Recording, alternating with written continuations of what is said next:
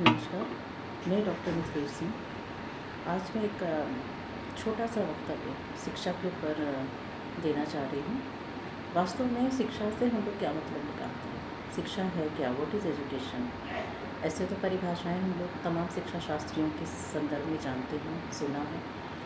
सब मिला के हम ये तो जानते हैं कि शिक्षा एक ऐसी अनवरत प्रक्रिया है जो पूरे जीवन भर, पूरे जीवन काल चलती रहती है और चाहे जिस भी परिस्थिति में हो, ये हमेशा आदिकाल से लेकर वर्तमान तक हर परिस्थिति में हर समाज के उद्देश्य के अनुसार ये अपने को ढाल लेती है। शिक्षा वर्तमान में क्या होनी चाहिए, कैसी होनी चाहिए और वो अपने उद्देश्यों को प्राप्त हो, ये समाज को सोचने के लिए सबसे बड़ी विषय वस्तु वर्तमान समय में बन गई है।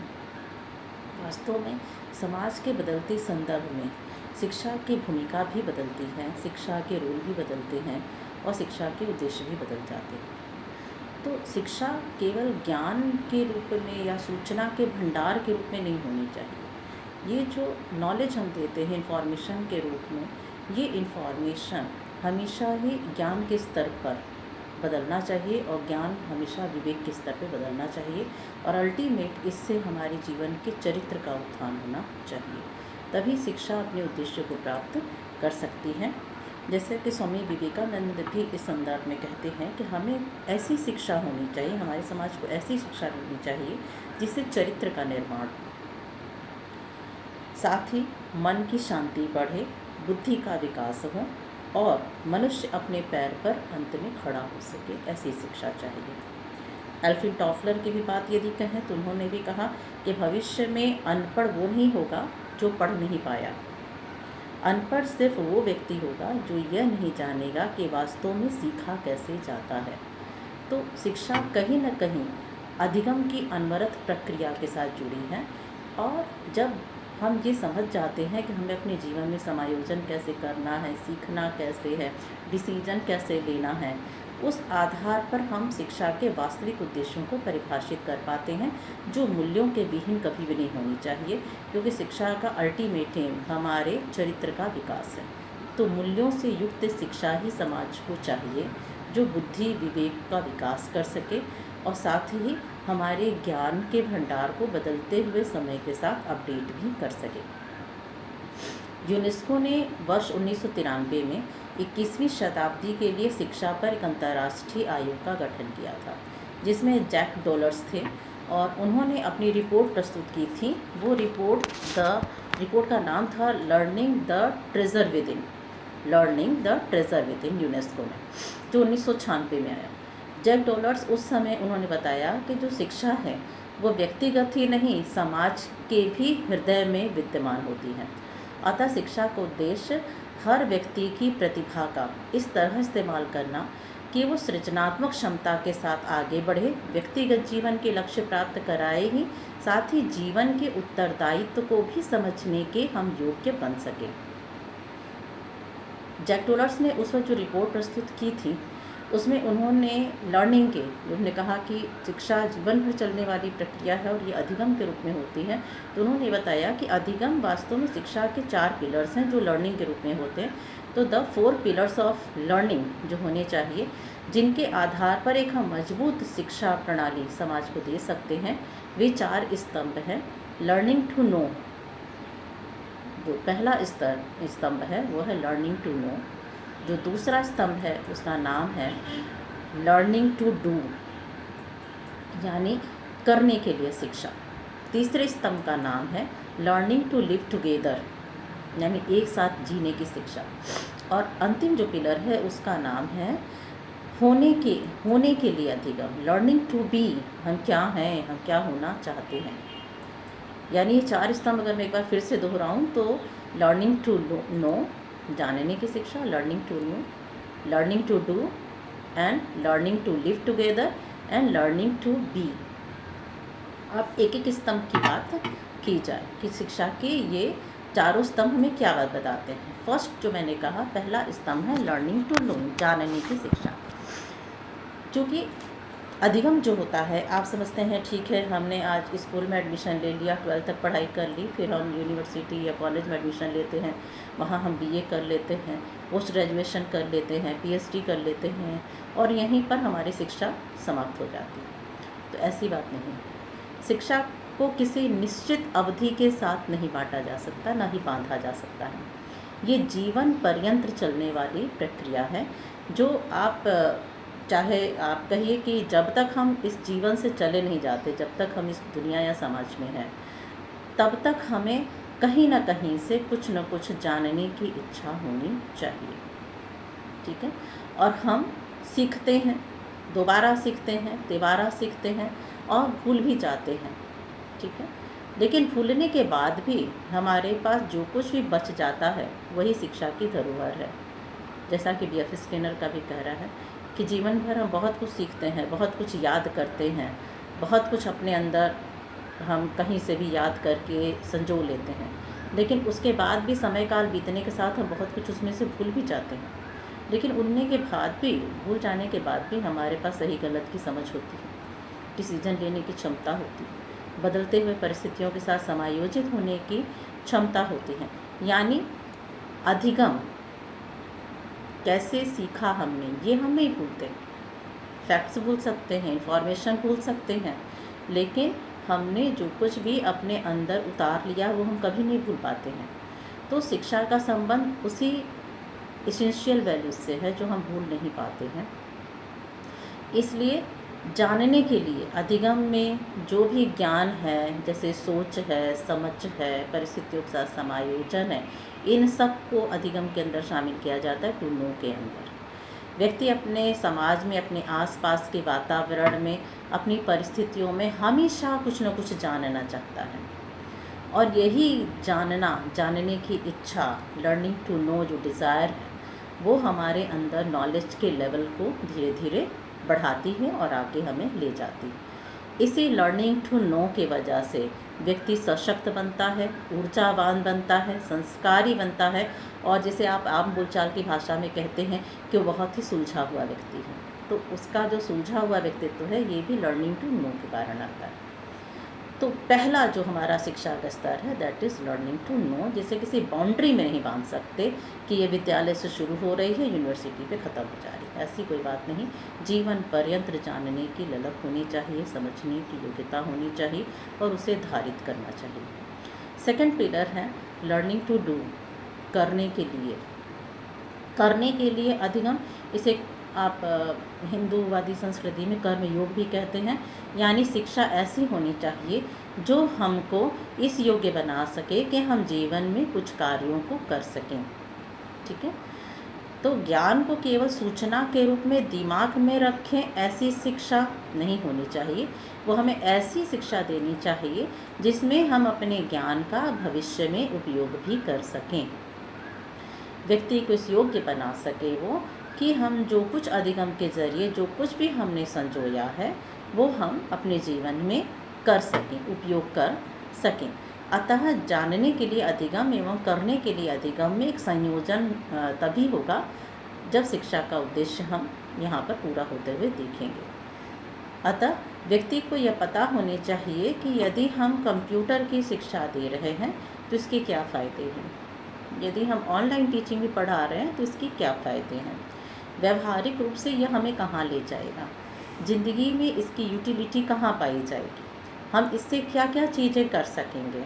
यानी ये हमारे अंदर कौशल को बढ़ाए, व्यक्तिगत ज्ञान को समाज के लिए उपयोगी बनाए जिससे हम उसका उपयोग कर सकें। तीसरा पिलर होता है एक साथ जीने के लिए अधिगम, लर्निंग टू लिव टुगेदर। ये हमारे यहाँ बहुत पहले से हमारे कल्चर में बात है, वसुधैव कुटुंबकम की बात है। अर्थात हम सिर्फ अपने परिवार तक सीमित नहीं हैं, संपूर्ण विश्व को अपना परिवार मानते हैं। वर्तमान में कोविड-19 पैंडेमिक पीरियड में भी शिक्षा के इस उद्देश्य की बहुत ज़रूरत है कि हम पूरे परिवार के इस जो आपदा आई है पूरे परिवार पर, इससे हम जुड़ें, सांवेदिक तौर पे जुड़ें, भावनात्मक रूप पे जुड़ें और इसे महसूस करें कि हमारा पूरे परिवार किस तरह से असुरक्षित हो रहा है। अतः शिक्षा ऐसी होनी चाहिए जो ये सिखा सके कि भले हम रंग रूप, रहन सहन, खान पान में अलग हैं, फिर भी हमारा जो जीवन है वो वसुधैव कुटुंबकम की भावना से आच्छादित है और हम सब एक साथ रहने की कला को सीख सकें। डेलोर्स रिपोर्ट जब आई थी तो उसमें एक ही मात्र भारतीय सदस्य थे और वो थे कर्ण सिंह, डॉक्टर कर्ण सिंह। 28 अगस्त 2004 को श्री रामाभाई पटेल के तृतीय यादगार व्याख्यान में आपने कहा था कि एक साथ जीने के लिए अधिगम शिक्षा के चारों स्तंभ में सबसे ज़्यादा महत्वपूर्ण स्तंभ है और ये विश्व सद्भावना के लिए भी आवश्यक है। आपने कहा था कि बच्चों में एक साथ जीने की कला को यदि हमें विकसित करना है तो वो 5 प्रकार के मूल्य उनमें शुरू से जागृत करने होंगे। ये 5 प्रकार के मूल्य क्या हैं ये भी हम यहाँ पर समझ लें। पहला मूल्य है परिवार का मूल्य। यदि बच्चे को परिवार में यह नहीं बताया जाता या उसके पारिवारिक मूल्यों की उपेक्षा की जाती है तो वो बाहर भी उसका रिफ्लेक्शन दिखता है। अब पारिवारिक मूल्य क्या है? सहजीवन, परिवार का सहजीवन है कि मूल्यों को बाहर से नहीं सीखा जाता। मूल्य का जो प्रारंभिक बीजारोपण होता है वो हमारे परिवार से होता है। परिवार में ही हम सीखते हैं कि हमें बड़ों का सम्मान करना चाहिए, हमें सहयोग करना चाहिए, हमें दया दिखानी चाहिए। परिवार में ही हमें पशु पक्षियों का भी सम्मान करना, उन्हें भी किस तरह से हमें अपने सहजीवन का अस्तित्व बनाना चाहिए, ये सब चीज़ें सिखाई जाती। परिवार में बड़े बुजुर्ग, परिवार में यदि पिता माँ का सम्मान कर रहा है तो पति पत्नी के समान अधिकार और सम्मान की बात भी वहीं से हम सीखते हैं। साथ ही अपना समय किस तरह अपने विचारों में हम अपने पीढ़ी को ट्रांसफ़र करते हैं, किस तरह हम समय देते हैं, कैसे क्वालिटी टाइम स्पेंड करते हैं, ये सब समाज के द्वारा, समाज में पारिवारिक मूल्य के द्वारा जनरेट होते हैं। तो सबसे पहला मूल्य परिवार मूल्य, क्योंकि हमारी जो प्राथमिक शिक्षा जो औपचारिक रूप से स्कूल से शुरू होती है उससे कहीं पहले हमारी शिक्षा का नींव हमारे परिवार में पड़ता है, जो हमारे माता पिता के द्वारा होता है, क्योंकि माता पिता हमारे जीवन के प्रथम मॉडल होते हैं। माता को देखकर ही, माता हमारे जीवन की पहली शिक्षिका है, एक ऐसी शिक्षिका जिससे समाज की रीढ़ की हड्डी का निर्माण हो रहा है और भविष्य में वही रीढ़ की हड्डी एक सशक्त भारतीय जीवन का आधार बनती है।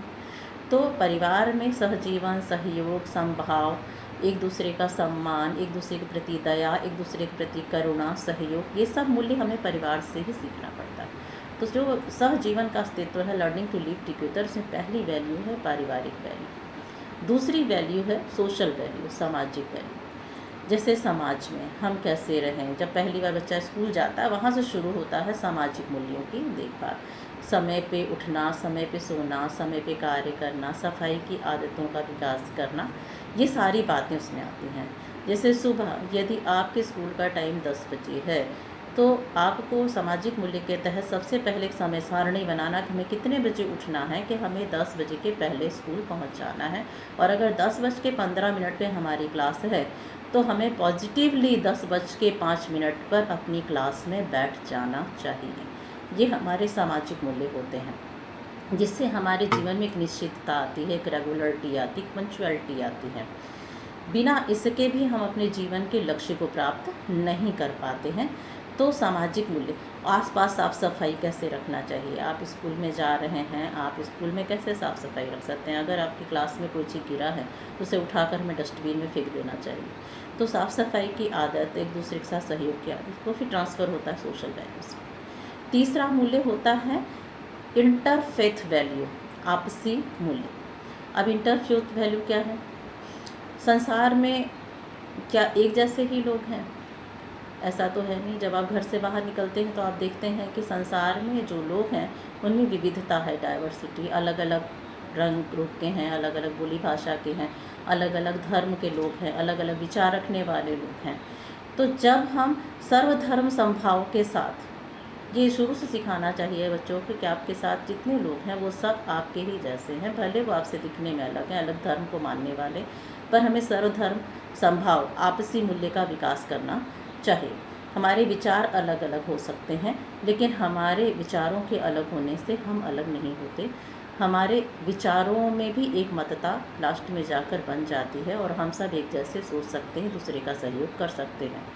तो ये डाइवर्सिटी में, अनेकता में एकता की मात्रा, ये आपसी जीवन मूल्य को संचारण करती है, जो आपसी मूल्य बनता है तीसरा।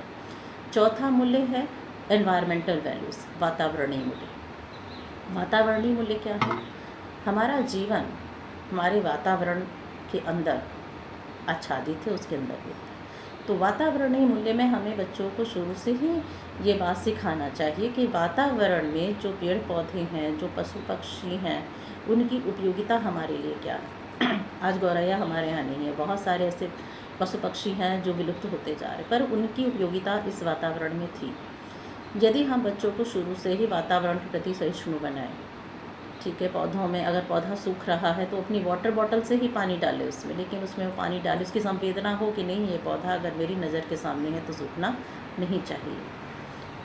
इसी तरह चिड़ियों के प्रति या सड़क पर जो पशु पक्षी हैं उनके प्रति हमारे अंदर एक अपनापन होना चाहिए, जिससे हम पूरे एनवायरनमेंट से अपने को जोड़ सकें, उसके साथ अपने सह अस्तित्व को शुरू से विचार में रखें और ये मान के चलें कि यदि हम वातावरण के साथ कुछ भी गलत करते हैं तो उसका हमारे ऊपर कितना बुरा प्रभाव आगे जाके पड़ सकता है। आज बहुत सारी हमारे समाज की समस्या इन्हीं वातावरणीय मूल्यों के ह्रास के कारण हो रही हैं। अब चाहे वो कोविड-19 का अटैक हो या स्वच्छ हवा का ना मिलना हो, पानी के लेवल का कम होना हो, वो सब इससे जुड़े हैं। पांचवा वैल्यू वैश्विक समाज का मूल्य है। बच्चों को समझाना चाहिए कि भारत एक अलग देश तो है, पर वो अपने वैश्विक समाज का ही एक भाग है। पूरा विश्व हमें एक इकाई के रूप में बच्चों को बताना चाहिए कि पूरी एक इकाई है। अब ऐसे में हम उसी वैश्विक समाज का एक हिस्सा हैं। जैसे हमने कहा कि आज हमारे ऊपर जो विपदा आई है वो हमारी नहीं है, वो वैश्विक विपदा, और पूरे समाज का हिस्सा होने के कारण उसके हम भी एक पार्ट। हमारी संवेदना से हमारे देश के प्रति नहीं, पूरे विश्व के प्रति होनी चाहिए। तो ये 5 वैल्यूज़ हैं। अगर ये 5 वैल्यूज़ किसी भी बच्चे में शिक्षा के शुरुआती चरण में डाल दी जाती हैं तो हमें शिक्षा का जो तीसरा स्तंभ है, जो मैंने अभी बताया कि लर्निंग टू लिव टुगेदर, वो अपने आप प्राप्त हो जाता है। और समाज की मेरे ख्याल से बहुत सारी समस्याएं इस एक वैल्यूज़, एक स्तंभ के आधार पर ख़त्म हो जाती हैं। चौथा स्तंभ है लर्निंग टू बी, होने के लिए अधिगम। होने के लिए अधिगम का तात्पर्य होता है कि हम क्या हैं, हम अपनी आंतरिक प्रतिभा को पहचानें और समय के साथ उस आंतरिक प्रतिभा का हम विकास करें। होने के लिए अधिगम में व्यक्ति की शरीर, मस्तिष्क और आत्मा तीनों पर बल होता है, या हम दूसरे शब्दों में जो हम लोग कहते हैं कि हमें उसके सर्वांगीण विकास, होलिस्टिक डेवलपमेंट को ध्यान में रखना चाहिए। प्रत्येक व्यक्ति के पास कुछ न कुछ क्षमता होती है, तो उस क्षमता को हमें समय रहते पहचानें, शिक्षक पहचानें, माँ बाप पहचानें और उन्हें विकसित करें। वर्तमान समय में ये ज़रूरी है कि हम पढ़ाई लिखाई के साथ ही साथ आंतरिक क्षमता को भी पहचान कर डेवलप करें। कुछ बच्चे खेल में बहुत अच्छे होते हैं, कुछ बच्चे म्यूज़िक में बहुत अच्छे होते हैं, कुछ बच्चे क्राफ्ट में बहुत अच्छे होते हैं, कुछ बच्चों के अंदर एक अलग तरह की इमेजिनेशन पावर होती हैं जो दूसरों से बिल्कुल अलग हट के सोच सकते हैं। तो ये प्रतिभाएं अगर समय से हम जान जाएं तो इन्हें हम उभार कर इन्हें हम विकसित कर सकते हैं। तो इससे बच्चों का जो विकास होगा वो उनका सर्वांगीण विकास होगा, जिसमें बौद्धिकता के साथ ही साथ सृजनात्मकता भी पाई जाएगी और फिर शिक्षा अपने उद्देश्य को जल्दी प्राप्त कर लेगी। इस तरह शिक्षा के मैंने 4 आधारभूत स्तंभ आज बताए हैं, जिससे शिक्षा रूपी एक बहुत ही मजबूत भवन का निर्माण होता है। तो शिक्षा जो है वो इन चारों स्तंभ को ध्यान में रखकर ही देनी चाहिए, जिससे बच्चा एक साथ नोइंग की भी क्षमता, टू डू की भी क्षमता, लिव टुगेदर की भी क्षमता, टू बी की भी क्षमता, चारों जब विकसित करता है तो वो बच्चा हमारे समाज के लिए एक रीढ़ की हड्डी की तरह बनता चला जाता है और समाज में और देश के विकास के लिए एक उपयुक्त नागरिक के रूप में बदल जाता है। तो शिक्षा अपने उद्देश्य को प्राप्त करे, इसके लिए शिक्षक की भी भूमिका बहुत महत्वपूर्ण होती है और एक अच्छे शिक्षक को हमेशा इस बात पर ध्यान रखना चाहिए कि हम एक बेहतर शिक्षा बच्चों को किस तरह दे सकें। तो आज इस अपने वक्तव्य में मैं अपना वक्तव्य यहीं पे समाप्त करूँगी, क्योंकि बच्चों को जब हम एक बेहतर शिक्षा देते हैं तो वो हमारे समाज के एक बेहतर नागरिक के रूप में उभर कर सामने आते हैं। Thank you sir.